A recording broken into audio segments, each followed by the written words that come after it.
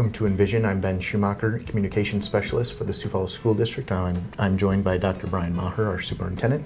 And today we're talking a little bit about juvenile justice reform. I know there have been some recent meetings with local authorities and school leaders. Tell me a little bit about the discussions and what's happening behind the scenes a little bit. Yeah, what a great question. The juvenile justice system in the state of South Dakota has changed over the last several years.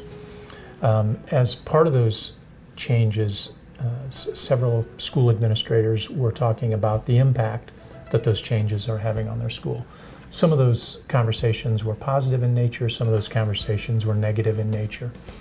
So as a state, we were encouraged to have local conversations, to talk to judges, to talk to law enforcement, to talk to behavioral health professionals, to talk to legislators about what's this looking like locally.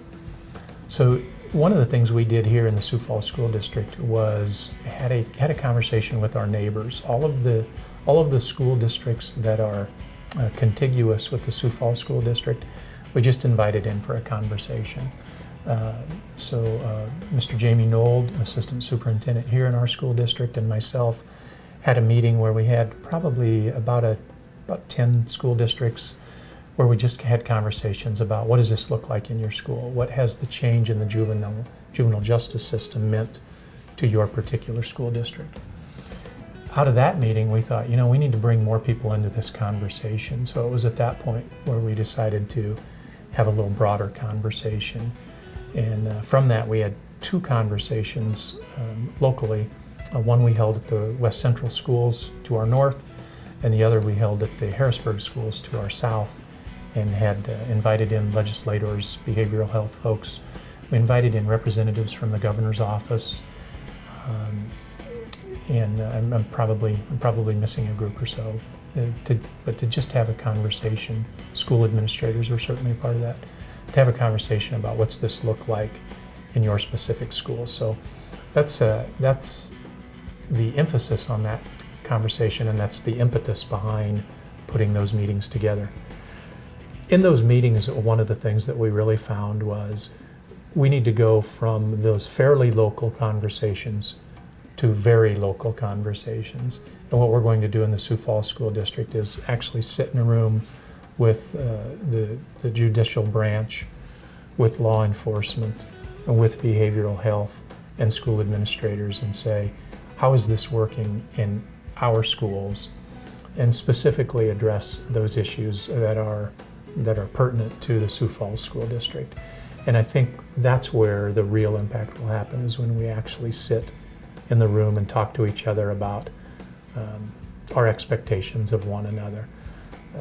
I would first of all say that when I look at the juvenile justice system over time, I wouldn't say today that it's good, I wouldn't say that it's bad, and I wouldn't say that it's indifferent. I would simply say that it's in transition. And I think as a school leader, it's incumbent upon me, it's incumbent upon us as a school district to really make sure that that conversation is held. And maybe in 6 months or maybe in a year, we'll know if the reform movement has been a good movement or not. So a lot more to learn in the process, and it sounds like each community is going to kind of take ownership, because each school's students are different. Each community has its own challenges and different family dynamics and things like that. So that's kind of the goal. That's exactly right. And as you were speaking there, Ben, one of the things I'm reminded of is we're really fortunate in Sioux Falls in that we have a number of resources available to us. So I don't feel like anything has been taken away from us at this point. What I feel like we need to do is have those conversations locally, figure out what resources are available to us, and then serve kids the best that we can serve them. And I really think that's the path we're headed down. So again, at this point, it's not good, it's not bad, it's not indifferent, it's just in progress. And I'm optimistic about where we're headed as a school district in conjunction with the juvenile justice reform system. I think it's great that we're working with all these entities to do what's best for kids. And maybe one other thing is not all of those conversations have been comfortable. So people aren't coming together and giving each other warm and fuzzy conversations. Some of them have been direct, Some of them have been awkward and uncomfortable, but hopefully in the end, after having that discomfort, as long as we don't get disagreeable, working through that discomfort, I think we're going to be able to serve kids better. I truly believe that. Absolutely. So we'll look forward to progress on that front in the future, and we'll have probably much more to report on the topic. So thank you for joining us on this episode of Envision.